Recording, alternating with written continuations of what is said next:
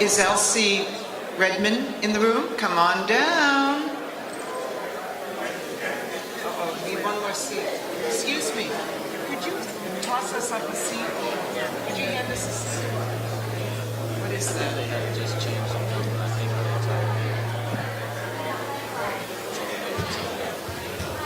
The number that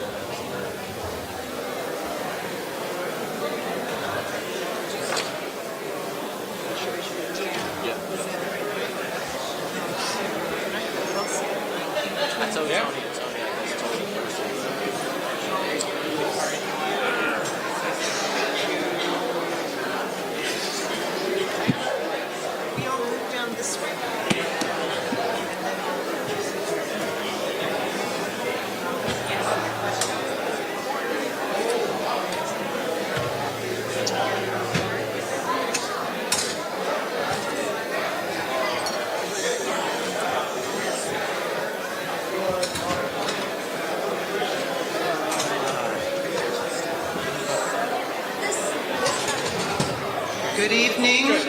Good evening. Please be seated. We are about to begin. I was trying to find something, but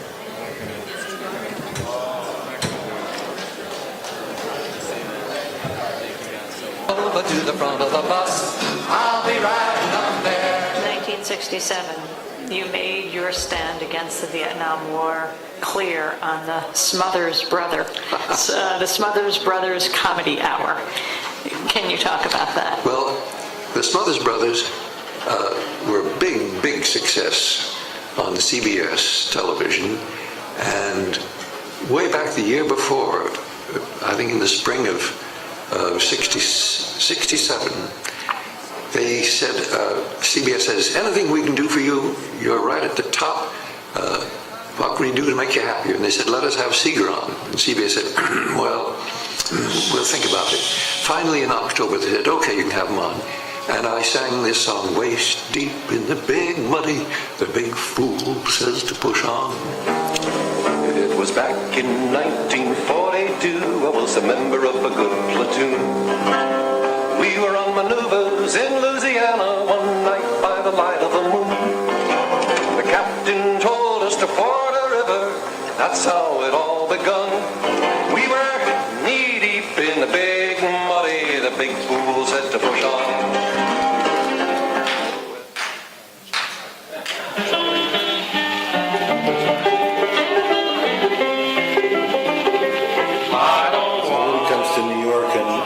Joins the almanac.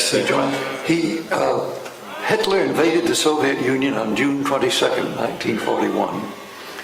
And the political situation in the world suddenly changed.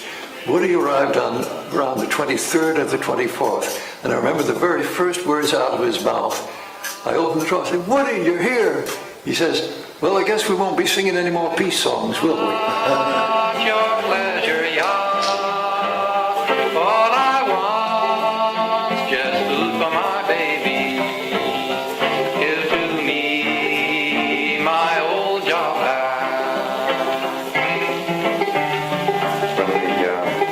when the House On-American Activities Committee wanted to know if you had political connections, you didn't want to answer, and that got you into some serious trouble. This is because this group of people are actually, they're a group, in my opinion, a group of American fascists. Their idea of America is America where everybody agrees with them. Which side are you on, boys? Which side are you on? They say in Harlan County there are no neutrals there. You'll either be a Union man or thug for J.H. Blair. Which side are you on, boys? I wish I could live another 20 years just to see things that are happening, because I believe that women working with children will get men to wake up to what a foolish thing it is to seek power and glory and money in your life. What foolish. There was a cottage in the wood, a little man by the window stood, saw a rabbit running by, I couldn't catch me. Rabbit, follow me, the rabbit said, before the time to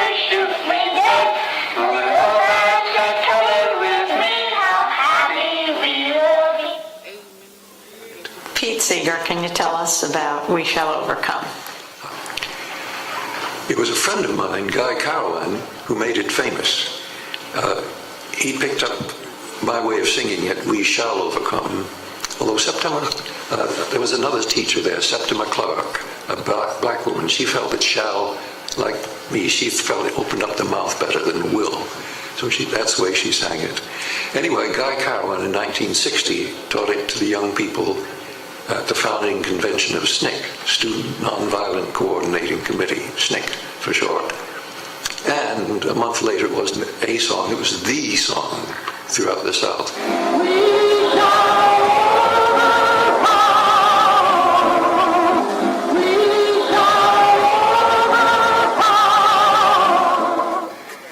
We shall overcome. We shall overcome.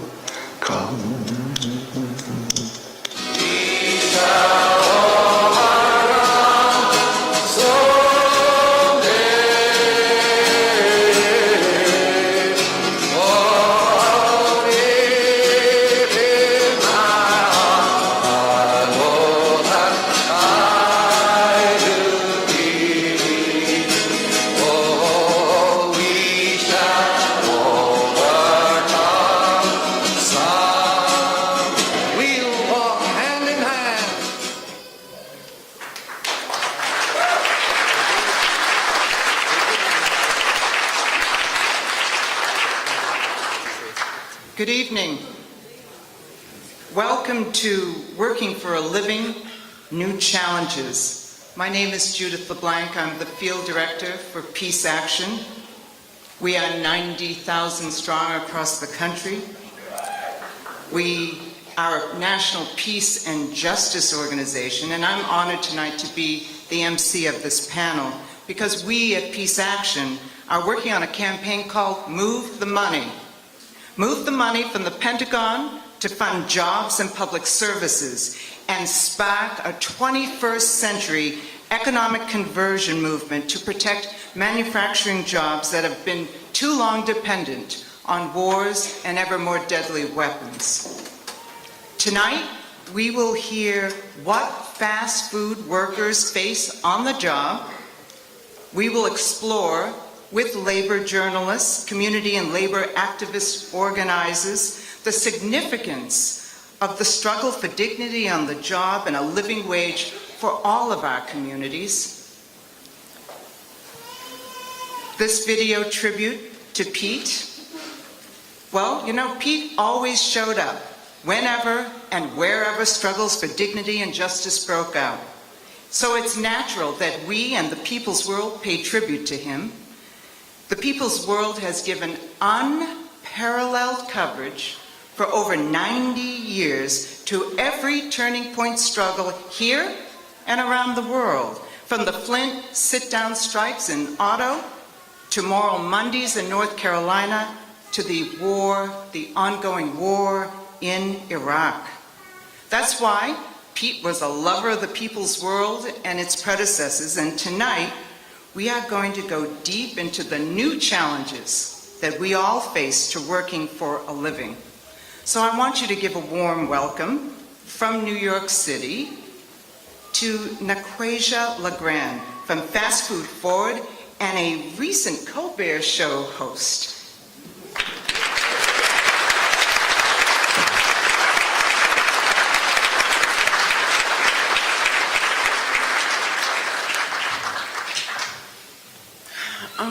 Good evening. How y'all feeling tonight? I know it's a blessing to be here together because, you know, we all want change, right? Well, first off, my name is nAquAsiA legrAnd. I am from Brooklyn, New York. And before I give a little something about me, I just want to say thank you to the Communist Party for inviting me to your convention today. I'm very honored. But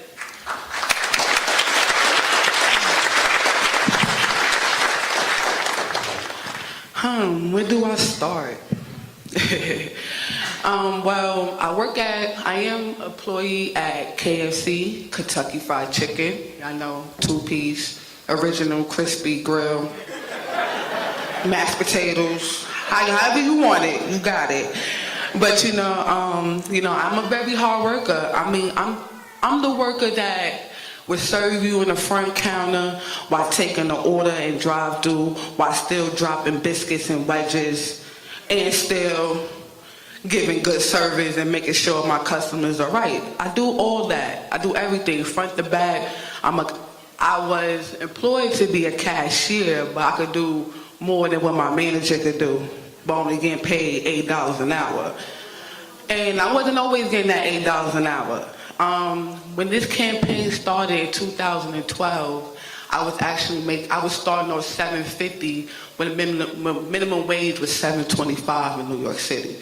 $7.25 in New York City. New York City is actually one of the most, $1 billion city, and you telling me I'm only worth $7.25? I mean, at that time, I was just, when I started KFC, I was 20 years old. I'll be 23 Monday, I was 20 years old, and I was going to school, but school kind of got a little, we already know how the college students are going, and I'm one of those college students who didn't get to finish because of financial aid. That's a whole nother story. But, I was just working because I need money in my pocket. I still had to eat. I still had to make sure my family eats, bills is paid, my cell phone is on. I still had to take care of priorities pretty much. And at that time, I wasn't thinking about making a change because I was just thinking about making some money and getting out of KFC. So making a change, I didn't think of that until, I started hearing this thing about fast food when it was underground. I started hearing stuff making a difference in our workplace. And I'm like, who y'all talking to? I want to know. Let me get some more information about this because I was tired of not getting the respect I was getting from my manager, and I'm busting my butt every day. And then I'm working all these hours, and all I see at the end of the week is $190 or something. Mind you, I have to make sure I have a Metro card. I have to make sure I have food on the table. My rent, I live in a 2-bedroom apartment, and I don't mind saying this because we all family in here. I live in a 2-bedroom apartment that's almost $1,300. Yeah. And not only that, I live in a 2-bedroom apartment with 5 other people, so you figure out where I sleep at. You know what I'm saying? It doesn't make no sense that working people have to go through this. I work hard every day just like everybody else. I pay taxes just like everybody else. Why am I living in poverty? And one thing I could tell you, I never started this campaign for me. I never did. Because like I said, I didn't see KFC as a career job. I was just working. But I knew there were single mothers and fathers who are using this as a career job to put food on their table, getting their kids to school, making sure their kids is good, putting clothes on their kids' back. And it was if I'm struggling, what are they doing to survive? What are these single mothers doing? But you know what? Because that's when it comes to the public assistance. They got to make sure they got Medicaid, food stamps. Why should we have to run to the government when we work just as hard as the government do? It doesn't make sense. So pretty much the whole thing started in November 2012. About 130 some workers went on, walked off their job. We didn't know what the world we was doing. We didn't know what was going to happen. We was all in the freezing cold with some hand warmers, some hot chocolate and coffee, and we can't survive on $7.25. We can't survive on $7.25. So that was and right there I knew this was a new beginning for me. I knew I was like, man, this is amazing. This was what Martin Luther King Jr. was doing? Okay. Like, this was amazing to me because I always told myself I would be part of something where if my people is going to stand up to make a change, I will always stand. I would stand up with my people because I'm in the struggle. I mean, one of my sayings is, if we struggle together, it's our duty to stand together.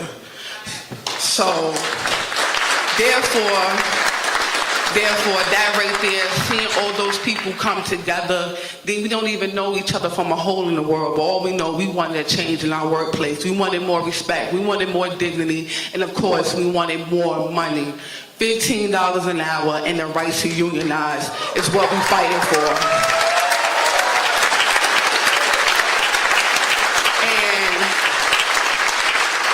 It's going on, it's been 2 years now, so many things have changed. We went from New York, from 130 some people didn't know what they was doing, to now it is global. We got 230 cities, 33 continents, 33 countries and 6 continents, sorry. In 2 years, so... And just seeing the people around the world, like, it went global. So it's like, we don't have to go to war. We don't have to fight each other. We just got to protect each other and stand together. We could do it with the whole world. Once I seen that, it was like, we all could make a change. We don't have to fight no more. We all need a better life. We all have families. We all want to see a better future for all of us. So this is the reason why I'm here today, because I'm standing behind y'all, beside y'all, in front of y'all. We all standing together. We're going to keep fighting, and we're going to win everything. It doesn't stop with minimum wage. It keeps going. Schools, education, housing, whatever it is, we're going to keep fighting. It never stops.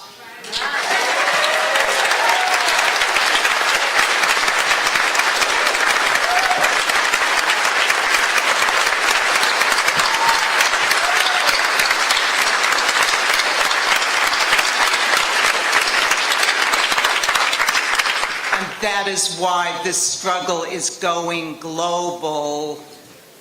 Michael Leone. When he is going to tell us something about what it's like to work for Domino's Pizza, you will never see another Domino's Pizza commercial without thinking about Michael.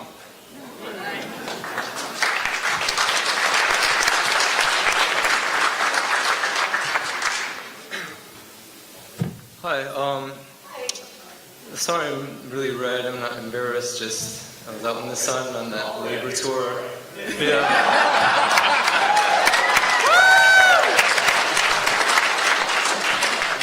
Just out in the sun, you know, being white isn't always a privilege, so. My experience that I had recently, it was like about a month ago at my Domino's Pizza in Houston, Texas, is like, how many people out there like have sick days where you work? Like, you can call in sick and you can know you still have a job the next day. I mean, if you work in a fast food restaurant, like, you pretty much don't really have that option. Like, if you are sick, you have to come into work, or you have to find somebody to cover your shift quick. You can't just call in and expect them to say, okay, you'll get the day off, don't worry about it. Like, that odds are, if you work in fast food, that's how it works. And that's, like, what my experience was that I called in pretty naively, maybe, thinking I'd just say I'm sick. Like, I woke up that morning, I don't know, maybe I had food poisoning or something, like my stomach was shaking, heart beating fast. I just can't drive a car delivering pizzas like that. So, call in, say I'm sick, and they say, okay, you're sick, and you're still going to come in at 5, right? And I'm like, oh no, I'm sick. I can't drive right now. It's not safe for me or anybody. You know, I can't be handling food. Really importantly too. I mean, they don't even think about that. Like, so you should think about that. Whenever you go to any fast food restaurant, they don't have sick days. So it's a good chance that somebody working there could, like, be deathly ill and be touching your sandwich or your hamburger or something. just something to think about. Oh man, I don't think they going any fast for we late. Okay, and then anyhow, I call in and I tell them, like, I'm sick, and they say, well, if you really can't work today, then you have to find somebody to cover your shift. And I'm like, well, I mean, you guys have everybody's number there. I mean, can't you, like, help a guy out and just, like, you know, call somebody, see, can everybody, like, no, I have to do this, and that. I mean, we don't have somebody being paid to call people up and see who can fill somebody's shift. So I had to drive myself down there, and after I was able to get out of my car and walk up to the place, I went inside, went to the bathroom, and threw up because my stomach was like really bad. And after I get out, I go in the office, say hi to the manager, and he sits me at the computer and gives me everybody's number, and like list of people's numbers. Tell me to call everybody on there so you can fill your shift. And I call these people, and they answer the phone, and like they hear somebody who's like sounds like they're about to die, asking them, can you please like come into work and like cover somebody who's like dying here. And you know, people don't answer, people answer, and they say, well, I have like a kid and I have a second job, and you know, basically nobody can cover my shift. And eventually, I mean, to cut one part of it short, I found somebody who was able to cover me after a lot of convincing, and I lucked out, and I didn't have to lose my job because somebody covered my shift. But basically, if I wasn't that lucky, I probably would have lost my job that day, just because I wouldn't be able to work, and they would just say, okay, you didn't show up for your scheduled shift, and you know, we'll just find, like, there's 10, 20 people in line waiting for this job who can cover your shift. I mean, who can, like, show up to work, and if they get sick, we'll find somebody to replace them. And it just goes to show the system we're fighting against, they just see us all as expendable, like, livestock on this farm. And the struggle we're fighting is, you know, we don't need these people to, like, be managing the farm. We can manage ourselves, we can have real democracy, and we can, you know, take over the farm and make this whole planet and everybody on it belongs to us.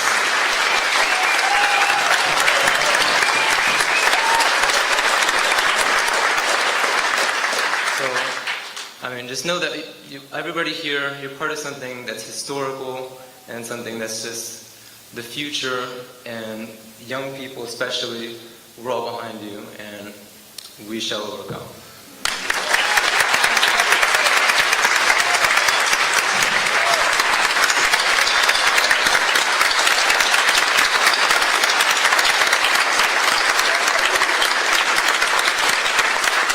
Thank you, Michael.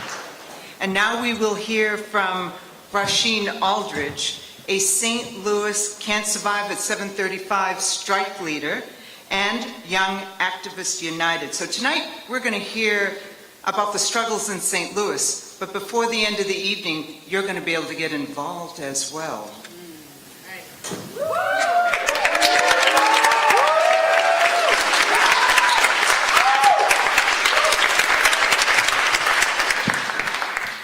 Hello, everyone.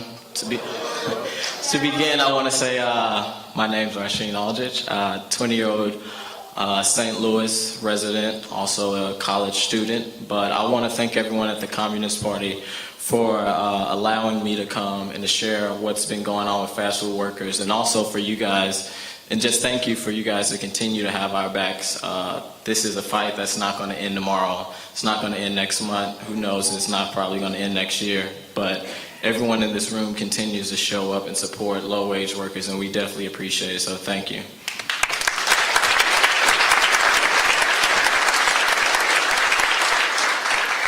Once again, I'm 20 years old. I've I'm a former employee at Jimmy John's. For people who don't know what Jimmy John's is, it's a sandwich shop. They're also known for being freaky fast, you know, real fast. Ding dong, Jimmy John's, here we are. Hey, it's a sandwich. I've been at Jimmy John's for the last, after I got fired unjustly, for about 2.5 years. Just like every other fast food worker, we work hard for nothing. We work hard to clean these shops. We work hard to make sure the customers get the right service that they need. We work hard to make sure that everything is done the way the managers want them done. We work hard. We come to work day in and day out and work hard and receive little no pay, and we get treated like crap. Before this campaign started in St. Louis, someone approached me about, you know, fast food workers in New York have been standing up and going on strike, and they've been going on strike in Chicago.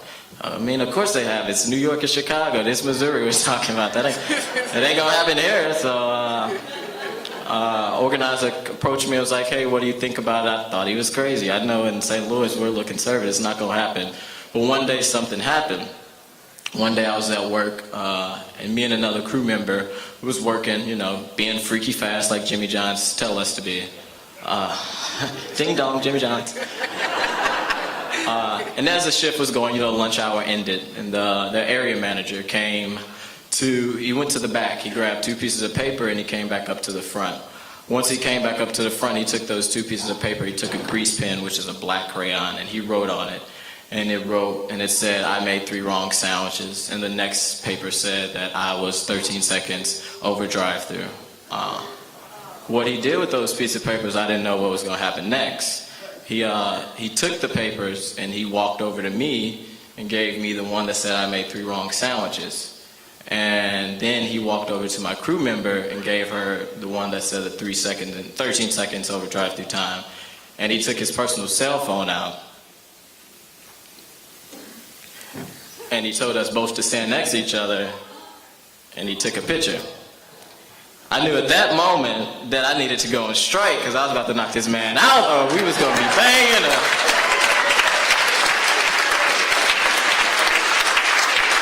So May 9th is the first day St. Louis went on strike. The Jimmy John's location where I worked at went on strike, and after that, the McDonald's location went on strike. But people say, you know, fast food workers, we ain't got no power, we ain't got no voice, we don't, you know, we can't change nothing.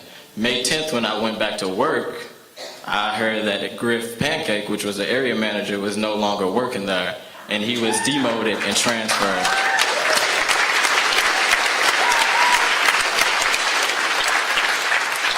In St. Louis, we've also been on strike 5 other times, like my fast food sister said. We've been going on strike, national strike, where it started nationally where all the cities went on strike, to global strike. We've been standing up for more money in 15 because we know that we can't survive off 735. We can't survive off 735. We can't survive off 735. I thought somebody was going to say it with me. I was getting tired of saying it by myself. But we also just don't need the money. The money would be great, it would be, but we need a union because we need a union. We need respect on these jobs. So what happened to me, if I had a union, probably wouldn't even happen. Wouldn't even been thought about happening. And it's just not happening to me. It's not just happening to me, it's happening to workers all across St. Louis, all across New York, all across Milwaukee, all across Detroit, all across Seattle. I mean, I can go on and on and on. We need a union. We don't have benefits. We working for what?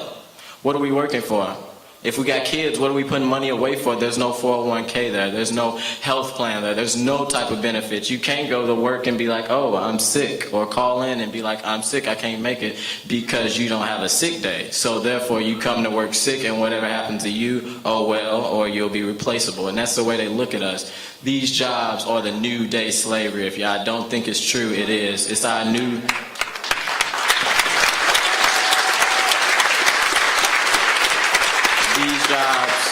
These jobs are the new day factories. When the factory jobs went away, what happened? Fast food opening up every single where. And these fast food companies think just because they're making billions with a B, record profits that they ever made before they can do anything to us, anything to the workers, and that, the workers don't have power. But what they don't know is when workers stand up, not just by themselves, but with community, when workers stand up with faith, when workers stand up with labor, when workers stand up together, that change can happen and change will happen.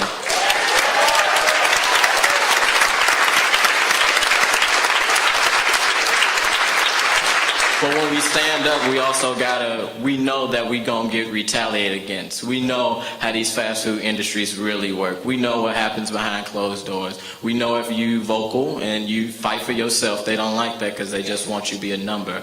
And since I'm very vocal at Jimmy John's and I stand up, not for just me, but I stand up for all fast food workers in St. Louis and all fast food workers in this country, Jimmy John's has decided that, you know what, we done had enough of him.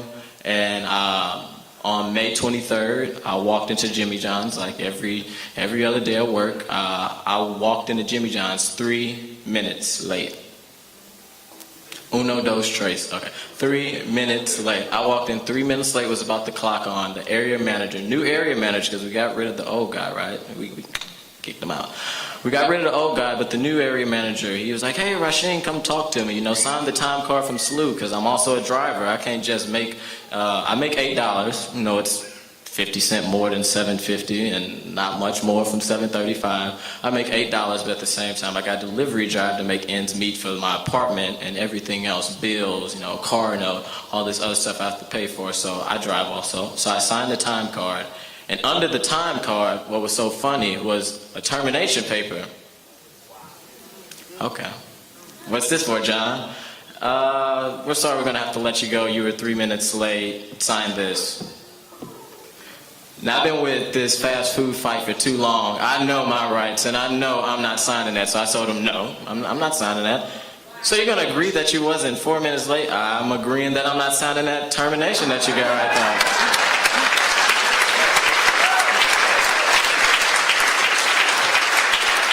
From there on, he still decided, he said, you're going to be terminated. There's not much I can do because the power is in their hands, but the power is really in our hands, what they don't know just yet.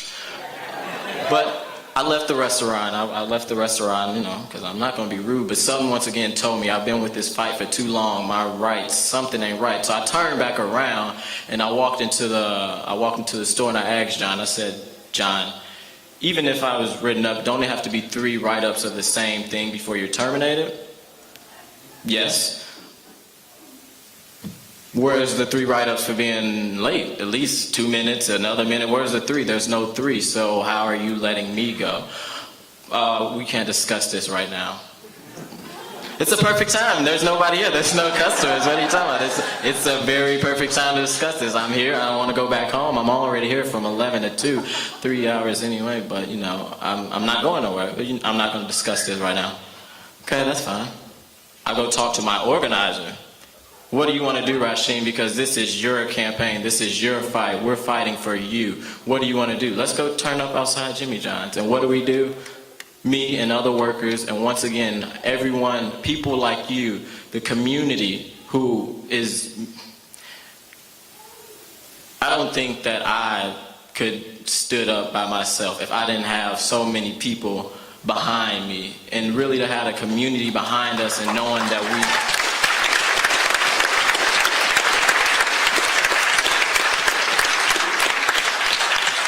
we just on a walk back or just to be there to know that somebody actually has your back if something happens. If something happened to you at this job, they gonna fight for you to get your job back because they understand really means a lot, not to me and to all the workers, because we struggle day in and day out. A young lady had said earlier that sometimes it gets hard, you struggle and you be like, I don't know if I can continue to do this, but the reason that I continue to do this is because I know I'm not in it alone.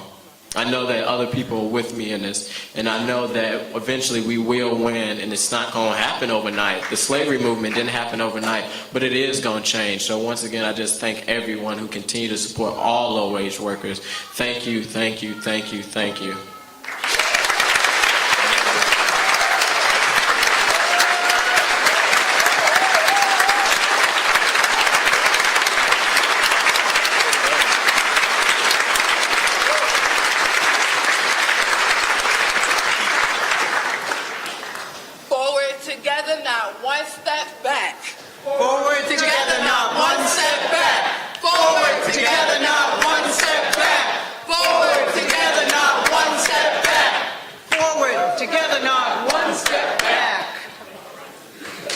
And wait, there's still more. So we have a group that's going to perform. And, you know, music is so important. Wherever and whenever we organize, there is a need for music. Music that calls folks to action, like Marvin Gaye's What's Going On, or sends a simple message like Woody Guthrie's This Land Is Your Land. Music that reflects what we fight for, like Solidarity Forever, or maybe just some music where you want to kick your shoes off and shake your tail feather after a long meeting or a picket line. So I want to introduce Jaro Chicanos. It's a multi-generational collective from Chicago with a deep appreciation and love of son huacajo, thank you, and its tradition from southern Veracruz, Mexico. And they derive their inspiration from community organizing and activism. Please give a warm welcome to Jaro Chicano.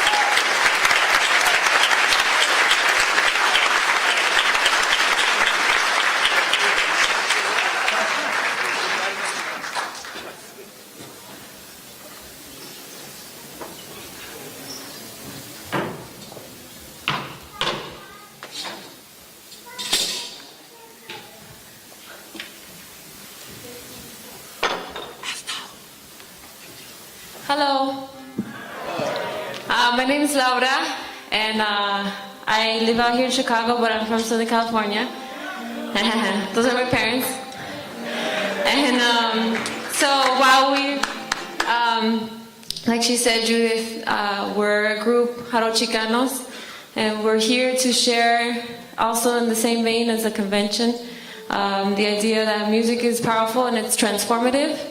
And that's how we try to practice it within the group. So we're going to play a couple sones. These songs, some of these songs date back over 200 years, sometimes 3.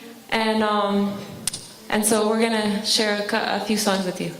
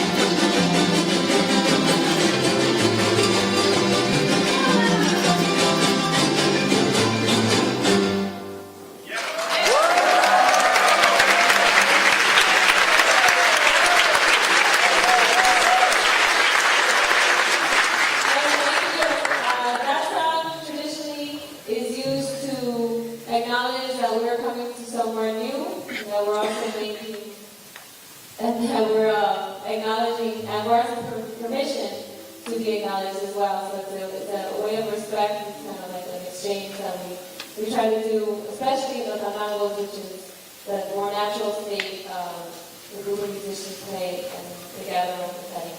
So that was our entrance song.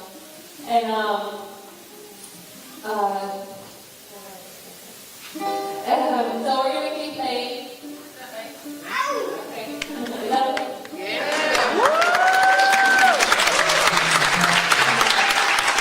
And if you don't speak Spanish, I promise you it's positive message and it's in good faith.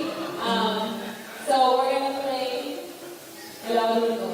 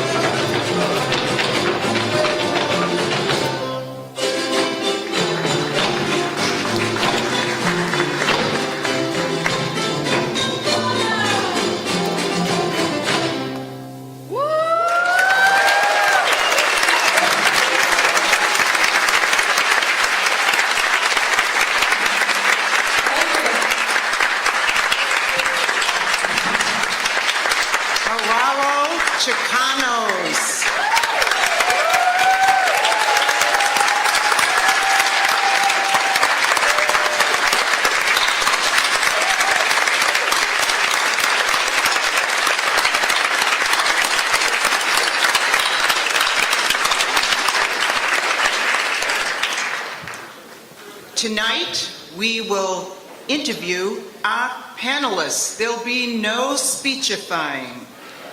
We will get their impressions as labor journalists, activists, and organizers of the movement for raising the minimum wage and for the rights of low-wage workers. What impact will this struggle have for dignity and living wage on the future of the labor movement and local sustainable economic development in our communities? It will be a little bit Jimmy Fallon, a little bit Queen Latifah style interviewing. No worries, nAquAsiA.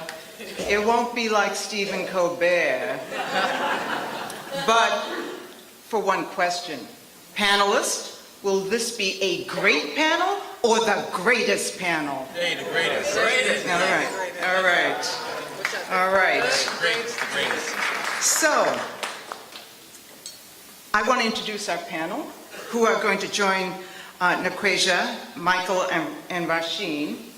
Terrie Albano, the co-editor of People's World, homegrown here in Chicago.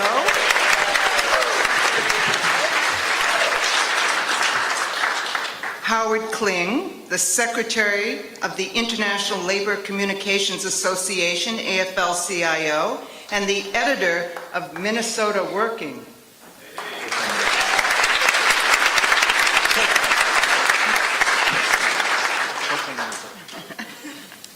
Elce Redmond, organizing director of the South Austin Coalition and a national board member of Jobs with Justice.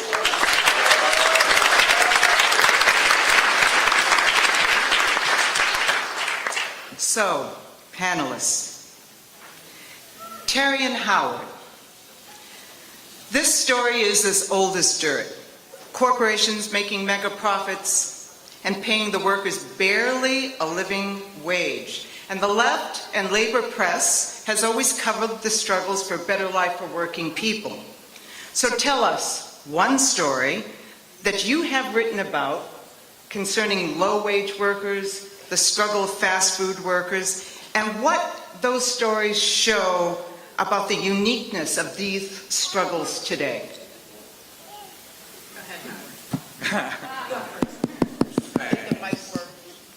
What's that? The mic's work. Yeah, okay. I'm at the University of Minnesota Labor Education Service, and I am actually the project director of Workday Minnesota. And sort of, it was my idea or whatever, right, Mark? But anyway, we have been covering a lot of Workday Minnesota is the first online labor newspaper in the United States, we think. It was founded in 2001.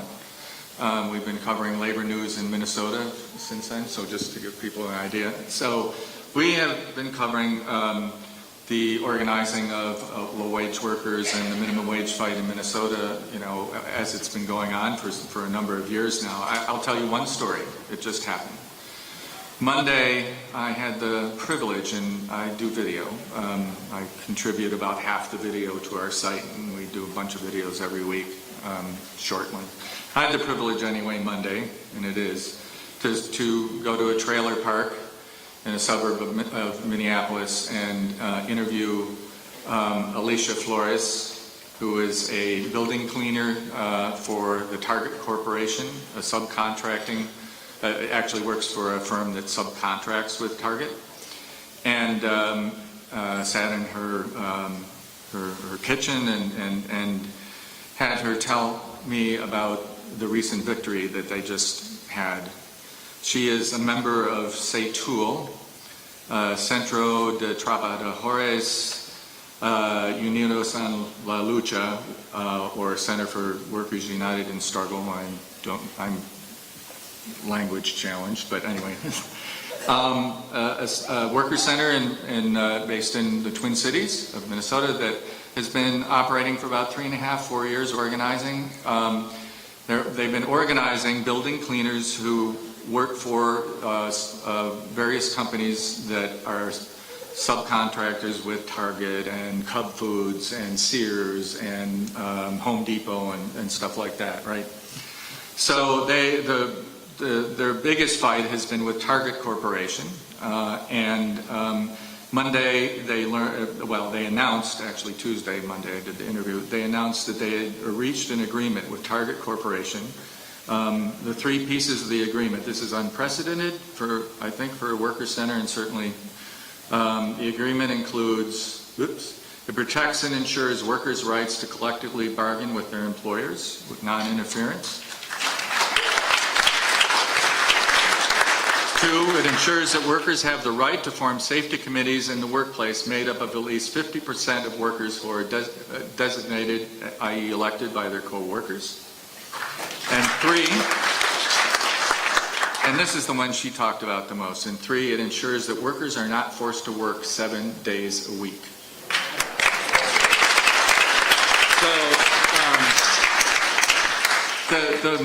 So Alicia talked about, just how this felt, right? And the time away from her family and the people who told her it wasn't going to work and all the doubts that she had and finally her kids, she had something to tell her kids about why she had been gone in the evenings after a long day of work or whatever. But the thing that really struck me is she said, before this happened, we were going back and forth, and my heart was so tight and it was so closed. And now it's opened up and it's blossomed.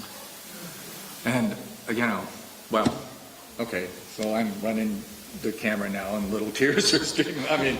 Whatever.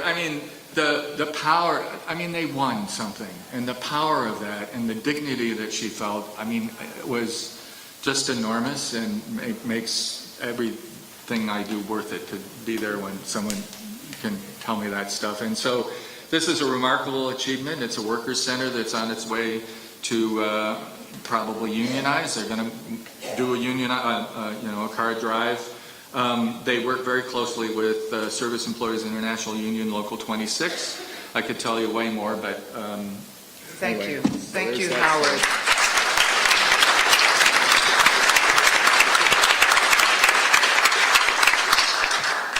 Terrie. Well, first of all, I want to say #awesome. How about it? Music panel. And I say that because my story is about the global strike. And there was a protest here in front of McDonald's, and a lot of the McDonald's workers were there, including somebody from Rockford who came in and told her story about how she started working at McDonald's when she was 16 and made $3 an hour. And she's still working for McDonald's as a crew chief, but making, because in Illinois it's $8.25 minimum wage, but still can't stay alive on $8.25, but making that. But this woman has devoted her life to this mega billion-dollar corporation and, has put her heart and soul into, she talked about training the people because she's a crew chief now, and training the people to keep to the standards that Mickey D's, has, wants and all of that, and was unbelievably thrilled, like the other McDonald's workers there and the other workers like Walmart workers and some car wash workers, etc., who are struggling. We're thrilled about that. There was 150 cities and people tweeting their pictures from around the world, Brazil and Japan, etc., and that people aren't alone, and that was the message, and we've already heard a lot of that. So when I went to interview another McDonald's worker, I said, what do you think about all this? And she said, we'll win if we all stick together, because that's what a union does. And when you think about it, I don't know, 30 years ago, when I was younger, we talked about, wow, all these young people working at fast food, we should be organizing in the fast food. It was like impossible. That's going to be impossible to do that. And now, look at what's happening.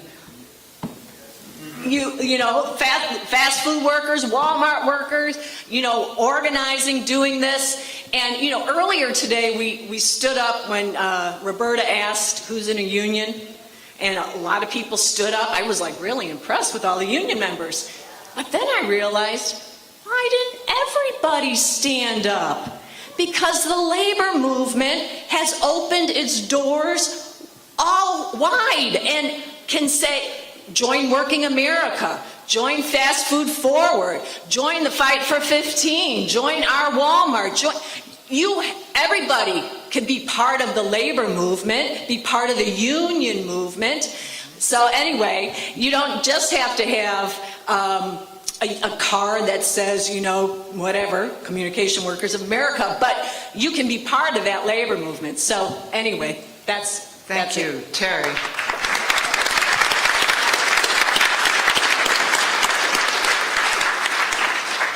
Elce,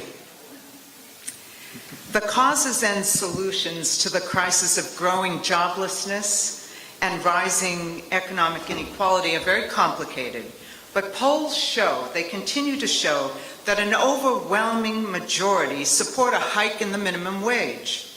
Seattle, of course, is leading the way with the recent decision to raise the minimum wage to $15 by 2020. As a community organizer and a labor activist, what do you think is driving the growing support for raising the minimum wage? What is the opposition? And how can it be counted, especially in the U.S. Senate? Okay, good. Good evening, comrades. My name is elce Redmond, and I'm absolutely glad to be here. I wanted to answer that question with a brief story. My grandfather was in the Brotherhood of Sleeping Porters Union, and he spent 12 years trying to organize a union there. And one of the things is that when I was young, he would tell stories about the massive dehumanization that was happening within that industry itself. And there were three things that they were fighting for. They were fighting for living wages, they were fighting for dignity, they were fighting for respect. During that early part of the 20th century, you had sort of the big moguls. You had Pullman, you had J.P. Morgan, you had the Vanderbilts, you had the Carnegies, you had the Rockefellers, you had the Kennedys. And now we see in the 21st century that we don't have those individuals, but we have these multinational corporations. So, you know, J.P. Morgan has been replaced by Walmart. The Carnegies have been replaced by Young Brands. The Rockefellers have been placed by Amazon. And the Kennedys, bastards, have been like, excuse me, have been replaced by Disney. So you have these multinational corporations who are doing the same thing that these sort of robber barons did in the early part of the 20th century. All right? They don't want to pay workers living wages. They don't want to give workers any dignity. They don't want to give workers any respect, and they don't want to recognize a union. And what we need to do now in the 21st century is what our brothers and sisters from the Fight for 15, the Fight for Moving Forward, the Fight for Our Walmart is doing, is mobilizing not only on a local but a national and an international scale. And looking at the issues of inequality and how the 1% are controlling 99% of our economy. And you know, with all of this that's going on, you see that people are rising up. Workers from all over the world are rising up against this massive inequality. So our organizing that we're doing right now is making a difference. And it's affecting the Congress and it's affecting the Senate. And what we need to do is to mobilize even more to attack these issues. And the issues of inequality, the issues of poverty, the issues of racism, the issues of dehumanization that's happening within these workforces have all been exposed. Now what we need to do is mobilize the workers, the community, labor, and the faith community to really mobilize on a much more larger scale. And unfortunately, one of the worst issues is the massive unemployment that exists within our country itself and how it affects African Americans and Latinos in our society. And you know what, we're fighting for wages, but we also need to be fighting for jobs, and we need to be pushing for a national jobs program that puts people back to work rebuilding this country.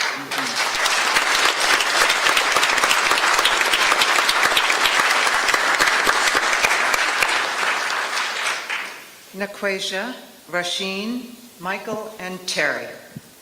On May 15th, the struggle for the rights of fast food workers went global with the Day of Action. From the UK to Brazil to India to Germany to Japan, they took it to the streets. You gotta love Facebook, right? I have friends in Tokyo who were posting mad pictures of people going into the streets and protesting outside of McDonald's. So, what is the significance of going global? And what do you think will be the outcome of fast food workers connecting globally? What will be the outcome? What do you think is going to happen? You want to go me first? Go ahead, sister. Well, let me just say, I had the opportunity to actually meet workers from other countries. And I don't know if y'all know, but workers in Denmark at McDonald's, guess how much they making? Can anybody guess? Just throw a number out there. $21 an hour. So y'all know. Facebook, the power of Facebook. So Denmark is like making $21 an hour at McDonald's, and also have a union. So pretty much what this, So by us going global, it's showing that the workers in America are sick and tired of being sick and tired, and the workers on the other side of the world is like, what the world is going on? Like, how do you have these workers working for this amount of money and don't give them no type of benefits, don't give us nothing? And so the workers on the other side of the world are concerned. They want to, so it's only right for them to stand up and help us win this victory, because all of us is in it together. So this right here, by us going global, shows the corporations that we're not giving up, and we're going to keep getting bigger and bigger. I mean, remember I said it's only been 2 years and we're already global. I mean, what's next? Like, everybody just need to shut it down. We just got to shut it down. So pretty much that's what's going to prove that we're not going to be stopped until we get what we deserve and what we demand. So.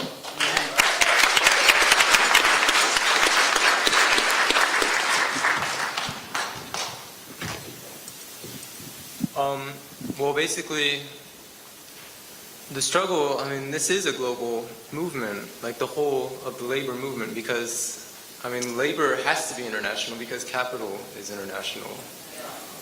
And, I mean, if capital can move from one country to another, labor has to also have, like, solidarity from one country to another.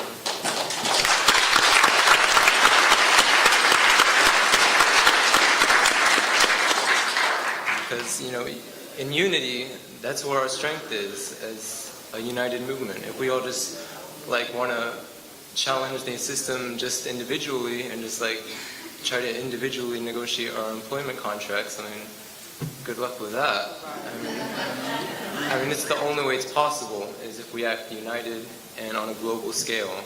And the inevitable outcome of this global movement is workers taking control of things. I mean, this is about workers demanding more rights, and inevitably it has to lead to workers, getting to a point where they can't, not just that, we have more rights, but that they can't be taken back because there are nobody else's to take back. There are rights.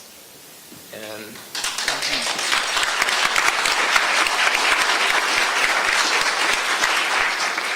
that's why, I mean, the fight for 15 is important, but it also has to be for a union, because if we get 15, I mean, tomorrow they can take that away without a union. Thank you, Michael. So we just don't have to take it away because we have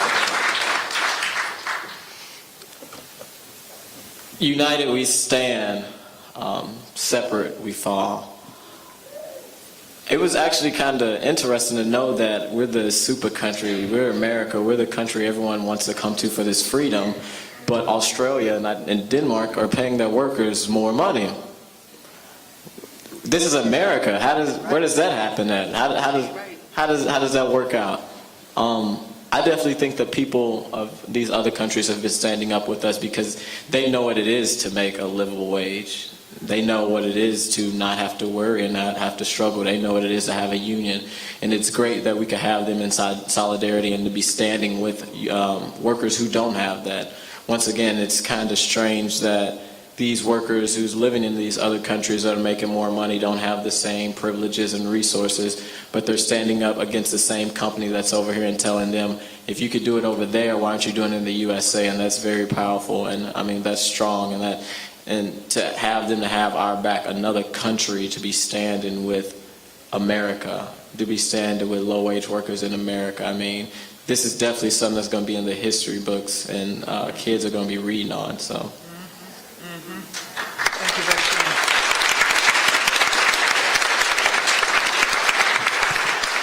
Well, I guess two things came to mind, and one was really the power of social media in helping to fuel the narrative and to win people over, and as an incredible organizing tool, because here is a couple of people have already mentioned that, you know, people are posting their photos to Facebook or to Twitter, and in the midst, in real time, you know, during this strike. And so that, you know, it just helps, you know, first of all, get the whole issue on the large media as well, in terms of, you know, network and all of that. But it also, you know, then it just expands people's horizons and minds. And then, you know, also then there's, you know, the delegations meet and you find out about how workers are being treated in other countries. But it's interesting, too, that, you know, this global kind of organizing and reaching out is happening in a lot of different sectors as well. You know, the steel workers, and Mexican steel workers, etc. You know, there's these international solidarity campaigns going on. The Nissan workers in the South, in Mississippi, getting support from the South African workers for their organizing campaign. You know, so this kind of thing is, you know, incredibly important, and it expands minds. Now, is it at a point where, you know, we're going to be able to, you know, tip the balance of forces? No, but it's getting there, and, you know, there's going to be a lot of things people have to confront, like, you know, like ideas of, you know, war and peace, and, you know, and being number one, you know, this whole, you know, ideas of America being number one in the world or whatever. So it's a lot of things get involved into it. That's it. Elce. Thank you, Terrie. In our country, we have a long history of a lack of racial equity, a real racial equity gap and racial divisions. Tell us what you think the impact of the fight for 15, the support for Walmart workers is having on racial unity, both in the labor movement as well as in our communities. Well, I think that these campaigns address both the issues of race and class and gender. And I think that that's very important right now in the 21st century. Minimum wages. There are people of color who are working in dehumanizing situations. There are people of color who are standing up with others across our communities, fighting together on these issues, because the central issue is, wages, dignity, respect. And those issues cross racial lines. It brings people together from all across the country and all across the world. And if you look at the Fight for 15 campaign and the Our Walmart campaign, the predominant amount of those workers are workers of color. Those workers are also women who are heads of household trying to support their families. But there are quite a few of whites who are also living in those same conditions. And these campaigns have brought all of these groups together, and it's unified them against one common enemy, and that enemy is big capital, regardless of if it's Walmart or Amazon or Yum Products or Disney or whomever. It has brought people together. We all understand, I think, one important thing, that this is a global fight, and we are fighting against global capital. And as African Americans, as whites, as Asians, as women, as gays, we all are fighting this fight together. And I think that that's one unifying factor. And you see that all over the world. You see our brothers and sisters in Brazil standing up against global capital, who is destroying their communities for these games. So this is going on all around the world. And as someone has mentioned about social media and how social media has brought us all together. And in real time, we can tell our stories. And I think that's what's really important. And if we look at the issues of race and class, and we fight these issues together against our common enemy, and I think we need to know who our common enemy is. Thank you.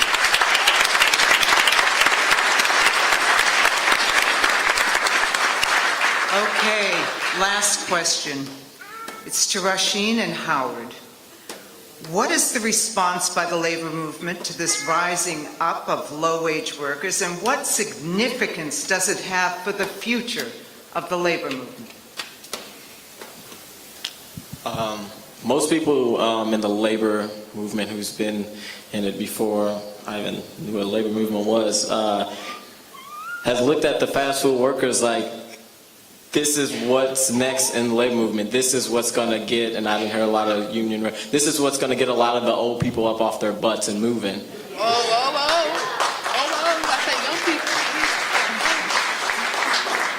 I also know that, like she said, people have been trying to organize fast food for a while. So for it finally to be happening and finally to have changes coming, and cities eventually getting 15, we still want that union. So don't forget about it. It's something that the labor movement is like, is this a new style of organizing, or this is the new avenue or a new group of people that we need to be tapping into? I think the outcome is that everyone can be organized. It don't matter who you are or who you work for. Everyone can be organized.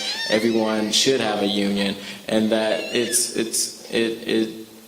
seeing fast food workers, this is the group of people that they say, are just young and dumb and don't have a degree, and many of us have degrees, but to see them finally standing up against McDonald's, we're talking about Mickey D's that's in all these different countries, have ads on TV, and all this different crazy stuff to get people to come and buy their food. Taco Bell, these are big brands, these are billion-dollar companies, and to be standing up against them is like, young people doing this, it's possible. So I think this is like the turning point possibly in the labor force, and hopefully. So. Thank you.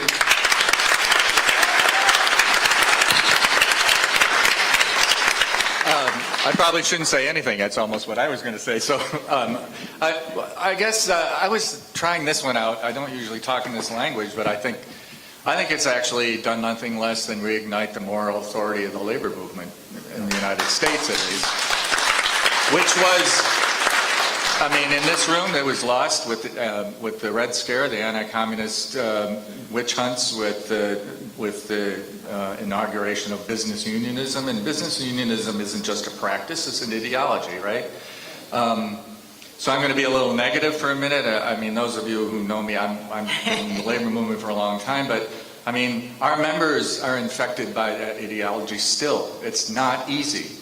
this provides an opportunity to, all the things you're talking, we now have an opportunity to fight racism in every single union because they have to recognize this fight. This fight is like, it's expressing, something very important and secondly, by example, something you said. There's a union in Minnesota, someone I know who said in his local, people that aren't very militant said, well, if they can do that, why don't we march on the boss? And they suddenly discovered some militancy they never had, right? So by example, it's it's making people think differently, right? So I actually, and finally, it actually is, I think it's engaged the 1%, 99% thing in a very concrete way that expresses class. And I think people understand it, and and it's taken it out of that abstract expression, which is great, into a very concrete fight. And I think that has put class on the agenda, and it's fantastic. Yeah. So. Thank you, Howard. Now, my grandma always told me that you never get the last word. She was talking about family fighting with your spouse, but not at the People's World Working for a Living New Challenge panel. They're all going to get a last word.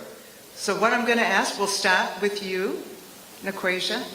Tell us something we don't know about you. Tell us something you think you want us to do when we leave here tonight.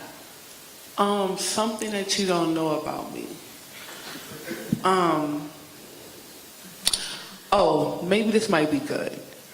When I started this campaign, at first I was excited, but maybe a few weeks later, I stopped answering my organizer phone call.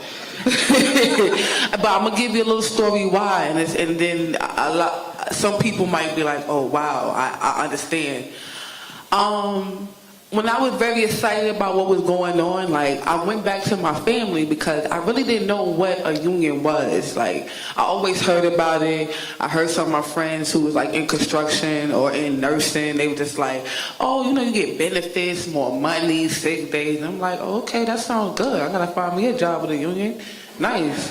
But whatever, I still didn't know the whole background of what it actually means and how much power a union has. So I went back to my grandmother, grandma, that's grandma. My grandmother raised me. So at a certain point, she raised me. So, I went to grandma, was telling her about this, changing stuff in the workplace. And she's like, and I was like, what you think about fast food having a union? My grandmother told me, no, don't do it. Don't do it. You might lose your job. I don't think you should be doing this. Y'all want to know where my grandmother worked at? The U.S. Post Office. So she was just so, but I'm like, wait, you're in a union. I don't get it. So I was a little confused, but at the same time, that's grandma. Whatever grandma say, I'm going to do. Okay, grandma, we ain't going to mess with the money. But then something was just no, this sounds too good to not just to walk away and not really get more information. So I went to my aunt who works for Verizon. And then she has a union. And my aunt was like, what? Unions are all the way to go. Do it. You gotta do it. You must fight. I believe y'all do deserve a union. I'm like, now I'm just all messed up. I'm just like, what? But then something just clicked in me you know what? Somebody gotta break the ice. I'ma try it. I don't care. I ain't trying to be in KFC forever. If I get fired, I get fired. But at least I know I tried. So that was my, so that's something that I know I didn't get to tell you guys. I hope you like that story. And what was that? And one thing I, tell you guys to leave here tonight is just keep supporting us. So keep supporting all of us. It's not just about low-wage workers. It's about your city, your community, your state, and your country. So it's like, whatever it is that's out there, just keep fighting, because without you guys, I don't think I would have kept fighting. So like, just keep supporting everybody.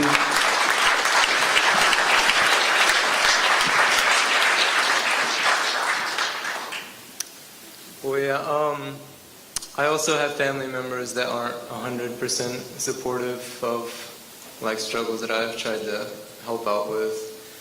And like the thing is, my mom, she's actually very conservative, and because I live in Texas and it's like a thing there. And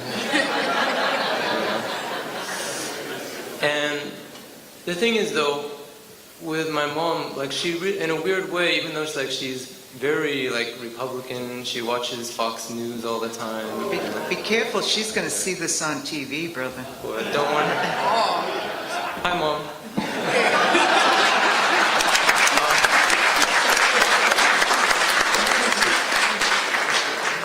Anyhow, in a weird way, it's like she really is what inspired me to get involved with this, because like for all my childhood, like I've always watched my mom like come home from work, and she would always just be so like beaten down about how tough it is working where she does. Like she's a secretary, and she'd always come home like telling me like how like she'd just be venting about how her boss like just treats her like a machine and expects so much from her, and just she gets so like less and less money every year. And it's just the thing is that I hope everybody else could also understand from that is, even though there are people that disagree and have differences and can be even like the most backwards, reactionary kind of people, at the end of the day, they're still going through the same struggle, like the working class struggle as everybody else. And they might not like realize it, but whenever they hear like the ideas of working people having like power over their own lives and having control of the situation, even if they're still trapped in this backwards mentality, it really has the power to like bring out in them some support. Because whenever I talk to my mom about it, like if I put like a communist label on it, then she's gonna like lash out about it. But if I talk like in general terms about like people having control over the workplace and being able to vote on like policy in the workplace, like she usually just tends to agree with it. And she's like really like I said, she's like a conservative Tea Party kind of person otherwise. But whenever I talk about like, don't you think like people should be able to like make some of these decisions and not have somebody make it for them? And she's like, it's like all these people, I mean, I really doubt my mom is that different than any of these other people. And these people will agree with like this idea, because I mean, it's not just a matter of opinions, it's just a matter of the reality of the world we live in, is that we need a world where people have control over their own lives. And it doesn't matter how backwards they are, anybody can understand that. Well, these fights have put race, class, and inequality as a part of the national and international narrative. And I think that's very, very important. Now what we need to do is have some real concrete victories so people can see that wherever they are, whether it's at KFC or Domino's, at Jimmy John's, or at a local warehouse, that if they organize, they come together, they can win. 20 years ago, there was this decline in the power of unions. And now we see that power rising again in the 21st century through these fights. So we need to continue that.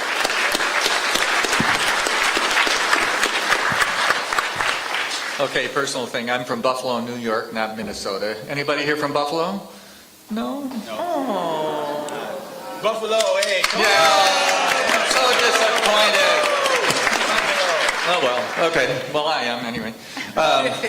All right, completely different direction. I'm going to give a pitch for a project I'm involved in, because, like, I can't top any of that stuff. And I'm a media person, and as you could tell from Workday, Minnesota, and so on, I've been think broadly about media, and I know you're talking about the people's world and so on, and what to do with it, and so on. I guess it sounded like. I'm involved in a project called Worksite Network, which is an over-the-top TV labor news project. It hasn't happened yet, but we're hoping to make it happen. So imagine labor news on Netflix, except not really. Oh, that would be hot. Right? And so will be a menu-driven thing, available universally on any device, that can get to the internet. There will be a menu of programming. Probably the flagship thing will be Worksite Network News, a half-hour news thing. But we're not dumb. Things will be broken up for social media purposes into small segments. But we intend to have it a place where we'll house labor documentaries, which there still are a lot being made, and so on. I won't take any more time. But, it's not happening yet, but, I'm happy you said awesome, just trying to get, this off the ground and kind of sounding it out. We're trying to get money out of unions. We had some pretty big meetings so far in Washington, D.C. about this and with other stuff. So I hope someday you'll see it. So there you have it. Thank you.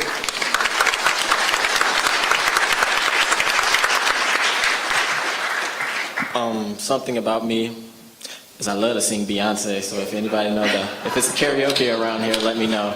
But no, seriously, and join me also. Some serious though, most people from St. Louis in the back of the room wouldn't know this, but this campaign has really changed me and made me into a real leader. This campaign has gave me more of power to stand up for myself. I don't think if the Fight for 15 never came around, of course I still would have been involved, but I don't know how strong I would say myself is, if that makes sense. It even taught me things that I never knew, such as what a union is. I come from a family, no family members in a union, so I'm probably the first to even know what a union is in my family and to know what a union can do for your family, what a union can do for your community, and what it can do for your neighborhood. It's really not only taught me, but this campaign has taught a lot of other people, and especially a lot of colored people. A lot of colored people can finally say that they didn't stood up for something. They didn't stood up for themselves, that they didn't just get walked over, and they know what a union is. So I really do just appreciate this campaign because it's teaching us also. It's not just having us, go out and stand up for ourselves. It's also teaching us to teach the next person. So that's something that I definitely appreciate from it.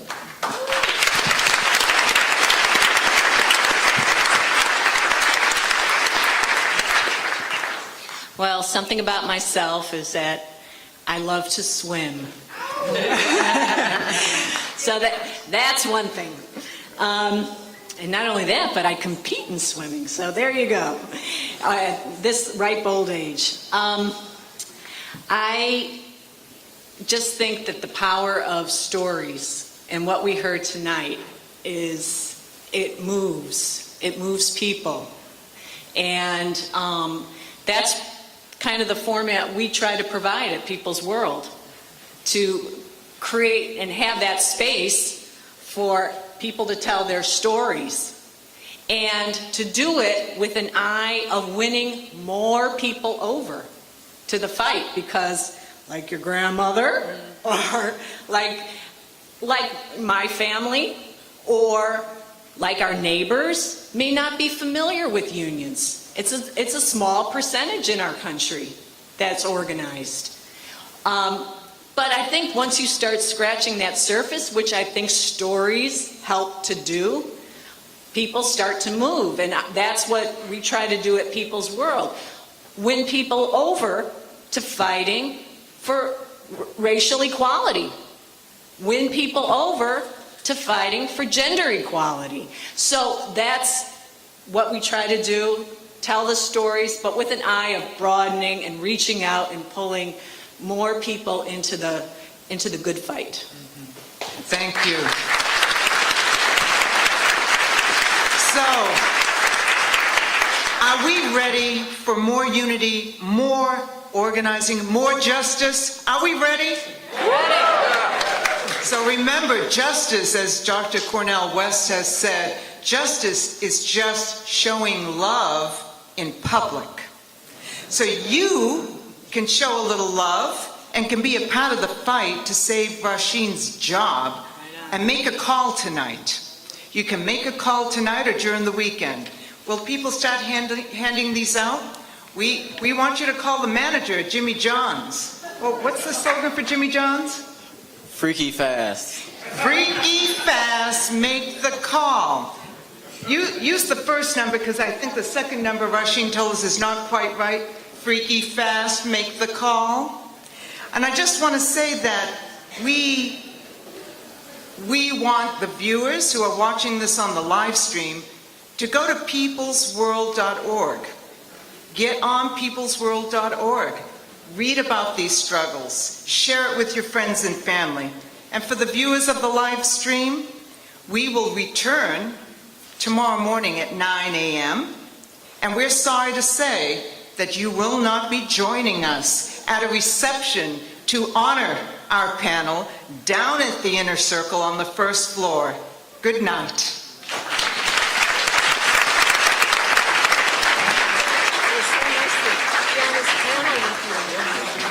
Son worked at Jimmy John's. Yeah?